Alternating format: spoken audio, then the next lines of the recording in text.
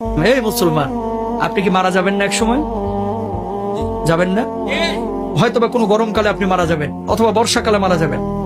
যেদিন আপনি মারা যাবেন, রূহটা যখন কবজ হবে, দেখবেন অনেক মানুষ ফেল ফেলায় তাকায় থাকে, কথা বলতে পারে না।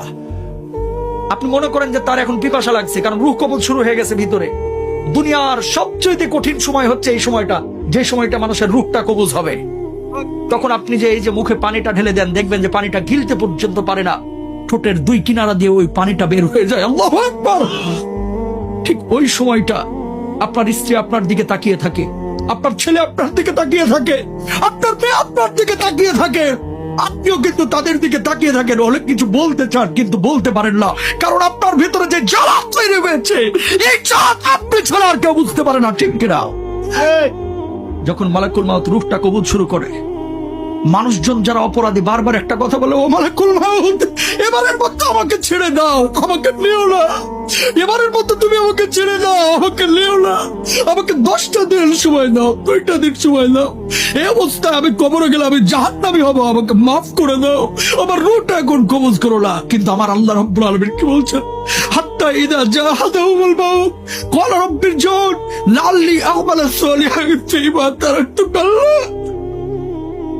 আমার আল্লাহ রাব্বুল আলামিন বলছেন, এই দুনিয়ার মানুষ, তোর কি আমি 60 বছরের জীবন দেই নাই?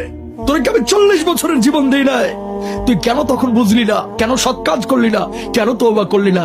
ও মুসলমান, এই রূহ কবজের সময় কষ্ট যন্ত্রণা আপনার আমার হবে না, এই গ্যারান্টি আপনারা দিয়েছে কে?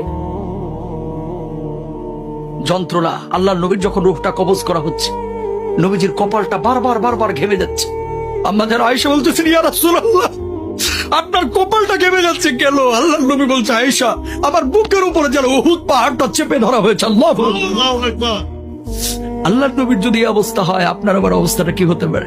আপনি জানেন না, এই বাড়ি যাবে না আপনার সঙ্গে, গাড়ি যাবে না, কিচ্ছু যাবে না। আপনি মারা যাবেন, ব্লেড দিয়ে আপনার জামা কাপড়গুলো কেটে খাটিয়ার উপরে আপনাকে রেখে, সন্তান সন্ততি বা আত্মীয় স্বজন বন্ধু বান্ধব ঘর থেকে লাশটা বাইর করে ওই বারান্দায় রেখে দেবে অথবা উঠানে রেখে দেবে। আপনার নাম ছিল আব্দুল কুদ্দুস, আব্দুর রহিম, সালমা, সাদমান, কত ভালো ভালো নাম। এখন কেউ আপনাকে নাম ধরে ডাকবে না, এখন আপনার নাম হয়ে গেছে লাশ। আপনার নাম কি? ওই মুয়াজ্জিন সাহেব মাইকে যে ঘোষণা দিবে, সেদিন আপনার নামের শুরুতে একটা ডিগ্রি লেগে যাবে, ডিগ্রি। সেদিন আপনাকে আর বলবেন আব্দুস সালাম সাহেব দুনিয়া থেকে বিদায় নিয়েছে, বরং বলবে মরহুম আব্দুস সামাদ আজকে দুনিয়া থেকে বিদায় নিয়েছে। ও মুসলমান, খাটিয়া যখন নিয়ে যাবে, সন্তানগুলোকে বলবে, ও সন্তান, তোর জন্য কি আমি বাড়ি করেছি না? তোর জন্য কি আমি 30 বছর 60 বছর কষ্ট করেছি না?